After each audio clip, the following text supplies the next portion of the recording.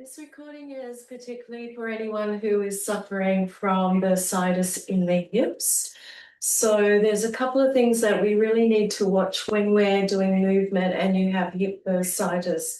And the first thing is we don't want to have any compression where we're squeezing into that bursitis. We also need to watch that we're not getting too much friction and also overstretching. So while I'm discussing some of these points, we'll start some movement now. So the first thing we're going to do is just bring our hands to the hips at the back and then just take some little circles, just little gentle ones. Just getting a little bit warmed up before we get into anything else. So what we're going to be looking at here is we want to increase our strength, make sure that we keep mobility and also stability. So that's the type of exercises that we'll be doing today. Let's go around the other way. It's really important that you listen to your body. So if you're feeling any pain, particularly any sharp pain, that's an indication that this is not a good one for you. So everybody's body is different. And it's also really important to listen to the experts as well. You know, I'm the expert in movement, but I'm not the expert in rehabilitation. All right, from there, we're just going to do some little pelvic tilts. So draw your belly button in, squeeze into your glutes at the back here, and just push your pelvis forward, and then come back again. And then push forward,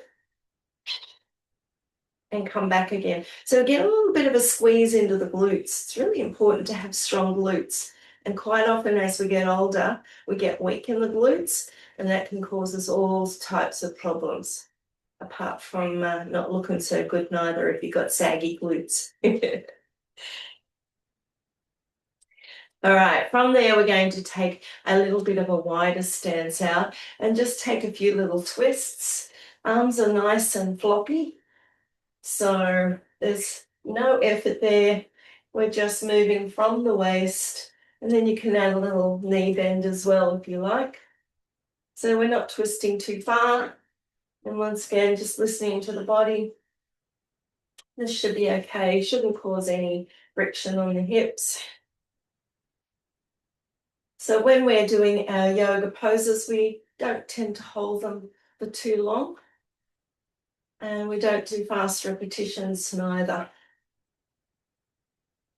All right, and hold. All right, make sure that your feet are, actually we might come in. So we're bringing our feet, just got a little bit of a gap between the feet, a little bit of a gap between the knees. We're going to bring the hands in close, right at prayer at your heart center. And then from there, it's going to turn around so you can see what I'm doing. We're going to go as if we're going to sit into a chair, and then we come back up again. All right, so draw your belly button in towards your backbone, so you're switching on your core, giving your body some support.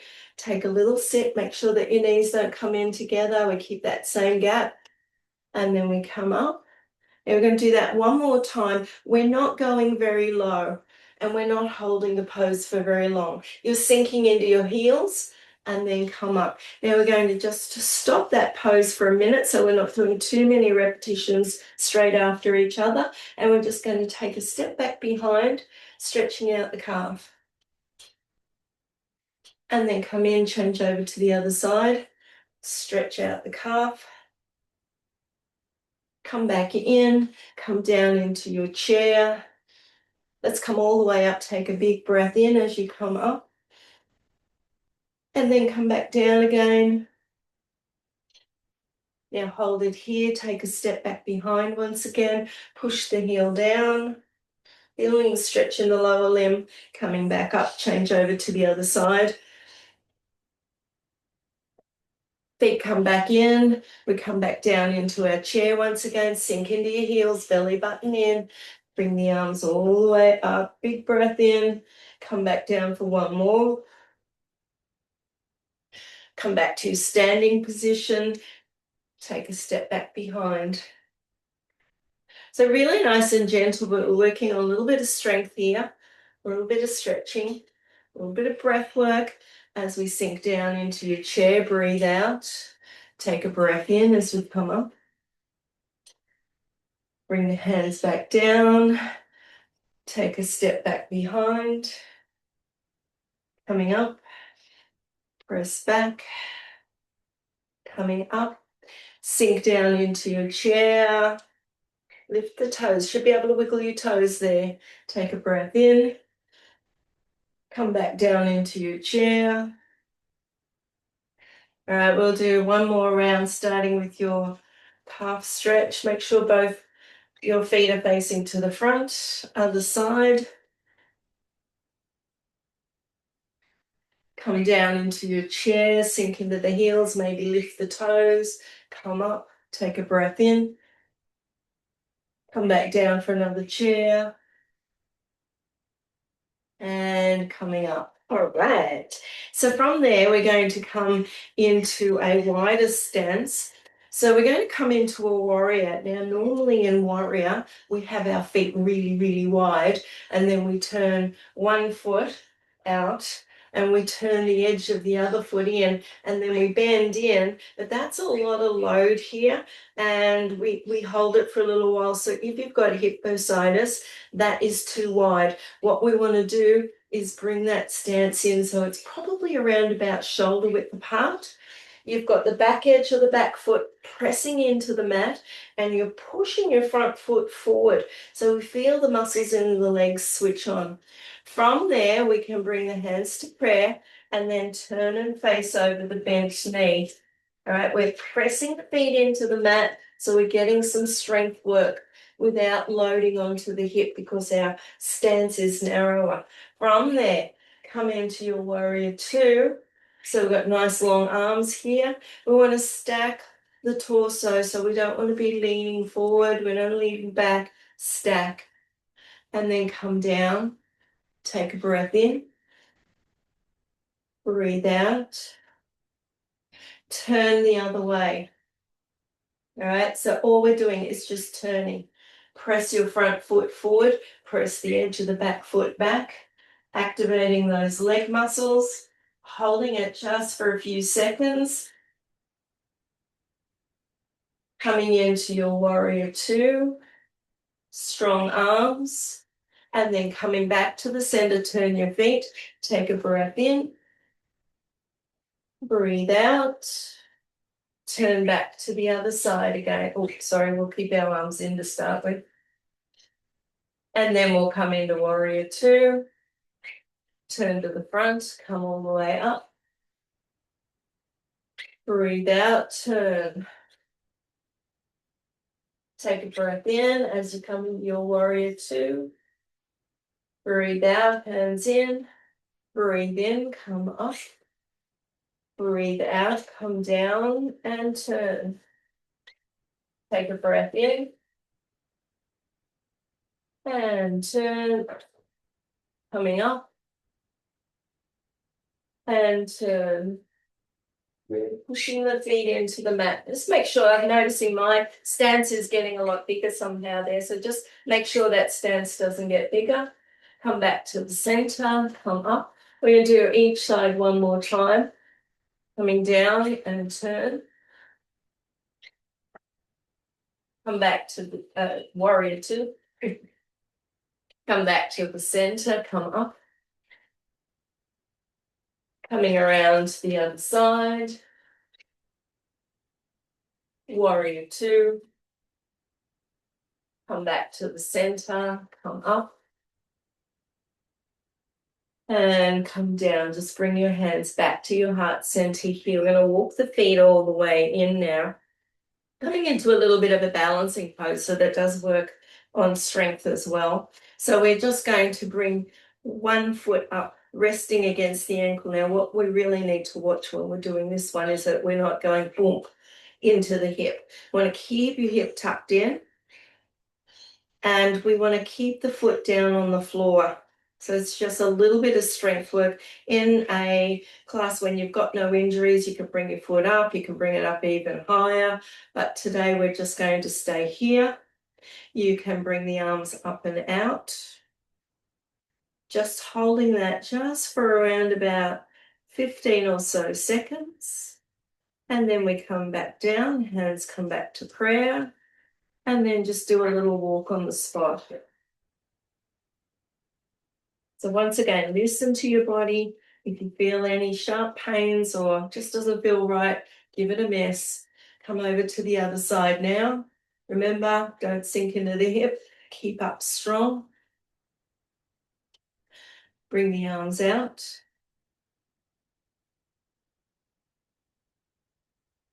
Bring the hands back in. And then just walk that out. All right, we're going to do each side one more time. So we're not holding it for a long time. We're keeping the repetitions short. And normally with tree pose, we don't do repetitions. We just hold it for a long period of time. But we're just going to keep going from one side to the other. Hands come back in. So you really do feel like it's strength work. And we're also working the little stabilizers as well. Come over, back over to the other side. Arms come up.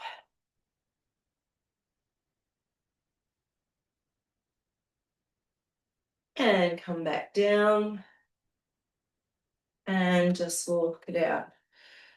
So those couple of exercises are really nice strength work that we need to work on. We're going to come down to the floor now. If you happen to have a block, you may need that. Not too sure. Let's see how we go. So we're coming down onto the floor. And the first one that we're going to do is a bridge, and it's really nice for strengthening into the glutes.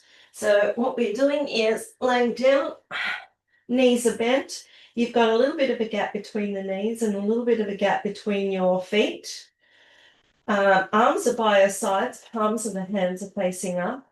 Now press all four corners of your feet into the mat, lift up and take a little squeeze into the butt. Now we're not trying to push up as high as we can. We're just getting nice alignment from the knees down to the hips. And then come down all the way. So you let your weight fall back down onto the mat. Let's come back up again. Coming back up into that same position. Getting the squeeze into the butt. And then coming back down again. So this is strength work still. Coming up, squeeze into the butt so you feel your glutes are working. And then come back down again. And lift. So let's do about 10 of these, should be okay. But if it doesn't feel okay for you, you can cut it short. So once again, can't express how important it is to listen to your body. So we're around about halfway through on this one now. Let's come up again, pushing through all four corners of your feet, making sure that your knees are not coming in together as you're lifting. Shoulders are relaxed.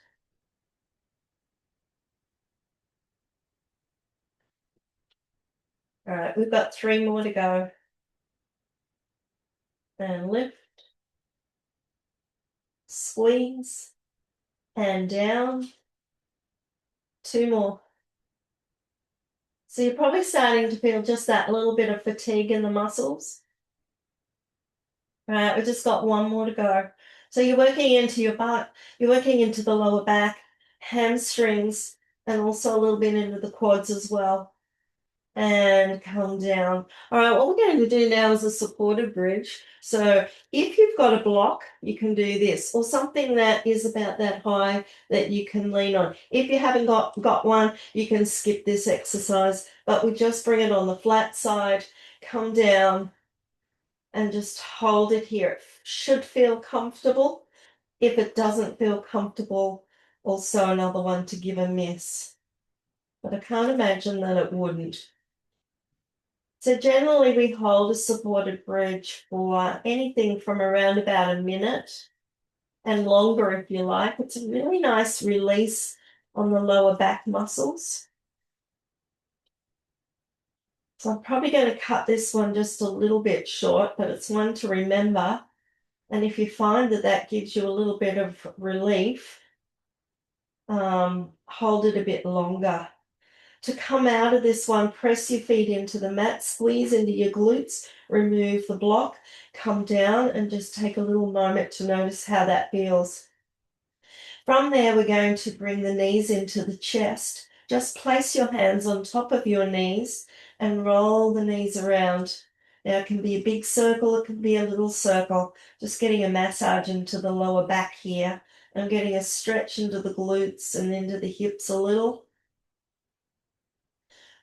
So we've gone past the strengthening stage now. We're working on to mobility and stretching, but it's really, really important that we don't overstretch. And around the other way. So we're going to maximum about 70% of a stretch that you would normally do. All right, we're going to now place your right foot down on the mat and then grab your left knee, pull it in as close to your chest as you can, and then release. Do that again, just pulling it in and release. So nice mobility, a little bit of stretching, but you won't overstretch on this one. And we'll do that one more time.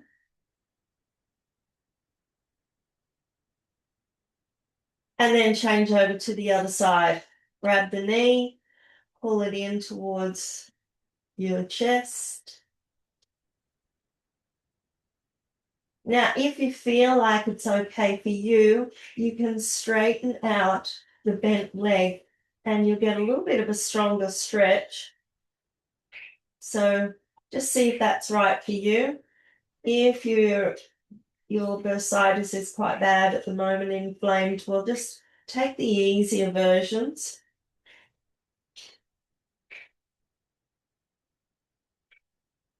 And then hold it there, bring both feet down onto the mat and just do a little tiny windscreen wiper move.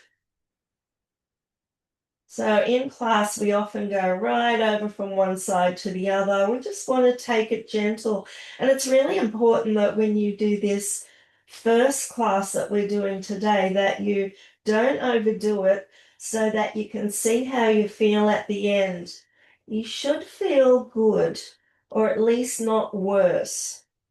If you find that you've got more pain than what you had, you need to go, okay, something there wasn't agreeing with me. All right, roll over onto your good side and make your way up. So when we're doing anything and you've got bursitis, you don't want to be doing anything on the side that is painful. And that goes with sleeping on the side that is painful as well. All right, from here, we're just going to come up. You can have go back a little bit. You can have your feet like that if you like, but you'd probably be okay to come into this position. Grab hold of your ankles. Now just loosen up the ligaments in the hips just by shaking the knees and just thinking about letting go in that hip area if there's any tension. Maybe take a little rock from side to side, only if that feels okay. Now from there, we're going to take a little bit of a lean back and just let the legs fall towards the mat. Now take a twist to your right. See if you can just let go and let the legs completely relax. Your legs might be up here, and if that feels uncomfortable, you could put a pillow on each side so that you've got a little bit of support, and then come around to the other side. So once again, really need to listen to this one, and we don't hold it for too long. And then coming around into tabletop position. All right, so we're in tabletop. We've got our hands right underneath our shoulders and our knees underneath our hips. We're just going to walk the hands just a fraction forward. Now push your hands forward into the floor. Now push the tops of your feet down into the floor. So you don't move, you're just pushing the feet down, pushing your hands forward, and then relax, come back. So we're coming back in towards child's pose. If you can, get your head right down onto the mat. If you can't get your head down onto the mat, you can fold your arms and rest your head on the mat. Or if you have a block, you can rest your head on the block. Come back up again. Take a little step forward. Push into the mat. So you're pushing down and forward. Press the feet down. Now roll up into cat pose. Now we go into cow pose. So where eyes are looking up, your tailbone comes up. Now we're going to lift the feet up off the floor. And then come down. And then we come back into our child's pose again. And just let go. So we want to let go of tension in the body here. Take a big breath in. Feel the back of the body expand. And then breathe out and just let go. Feel like you're sinking down into the mat. Come back up one more time. Press your hands down and forward. Press the tops of your feet down. Come up into cat pose, tucking your tailbone under, chin to chest. And then reverse it, coming into cow pose. Tailbone comes up, your eyes come up. Now lift your feet up. So these two moves are really good for releasing fascia. Fascia is like a netting that's inside the body that can hold things too tight. Come down and back down into child's pose.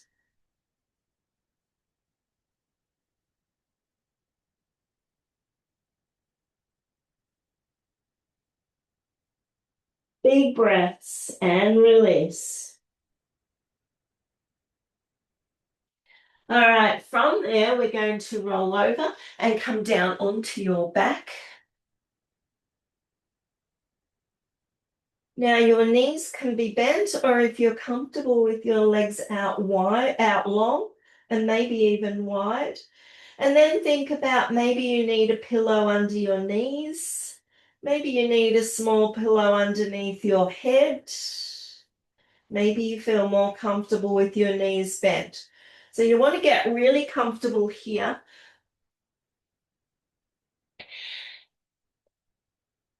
So we're just going to go into a little bit of a relaxation phase here, because we've worked on the physical, but now we need to think about working on the emotional or the mental side of things. So what we often find is the hips are all about support and their load bearing, but quite often we find that people that give a lot to others, feel responsible for holding everything together, or people who rarely ask for help or keep going despite discomfort, have this inner pattern of having to keep moving forward no matter what. Sometimes they can be the sort of people that end up with a little bit of things going on in the hips. So hips relate to moving forward in life. So we're going to really think about relaxing and thinking about what type of things you might have going on emotionally or mentally that can be contributing to pain in the hips. So close your eyes and just follow your breath. And just have a listen to what I'm going to talk about, as far as, hopefully you don't think of it as woo-woo, but bursitis can coincide with life transitions. So things such as aging, maybe retirement, menopause, relocation, role changes. Maybe feeling stuck between an old identity and a new phase in life. Maybe it's from wanting change but resisting it at the same time. Maybe feeling like I'm moving forward but something inside me is saying not like this. Inflammation often mirrors unexpressed irritation. This can be a quiet resentment, repeated boundary crossings. It's fine when it's not fine, or even swallowing anger just to keep the peace. So you feel irritated, but don't feel safe in expressing that irritation. The hip is a junction of the inner, outer, personal world. It's often linked with saying yes when you mean no, letting others dictate the pace or direction. Maybe it's poor energetic or emotional boundaries. Feeling I bend to others' needs more than I feel to bend to my own needs. Many people with bursitis are active, capable, and driven, and there can be fear of rest, an identity tied to productivity, and guilt around stopping. If I slow down, I'll lose who I am. So you might like to explore affirmations like, I am supported even when I rest. I honor my boundaries without guilt. I can move forward at a pace that nourishes me.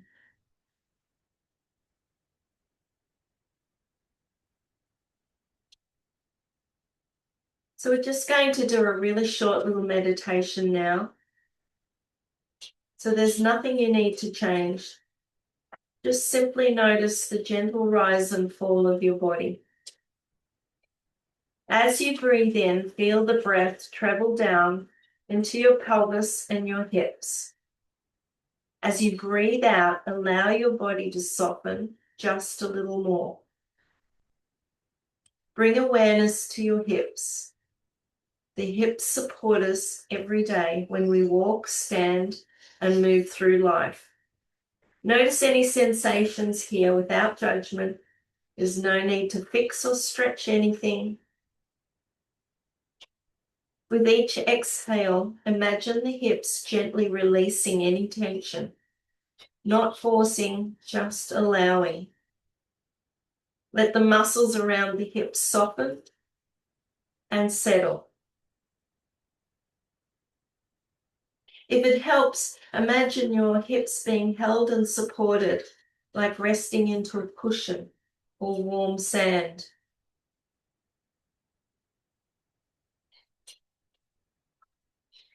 Silently repeat these gentle phrases. I am supported. I don't need to push. I can move at my own pace. It's safe for my body to soften.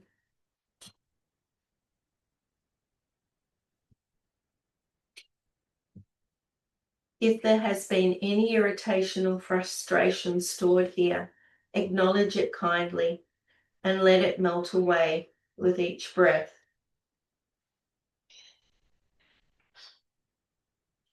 There is nothing wrong with slowing down.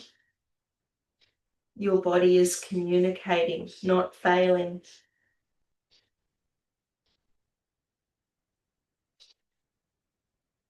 Take one final slow breath in and a long, easy breath out. When you're ready, gently wiggle your fingers and toes as we come back into the room and carry this sense of support with you as you continue through your day.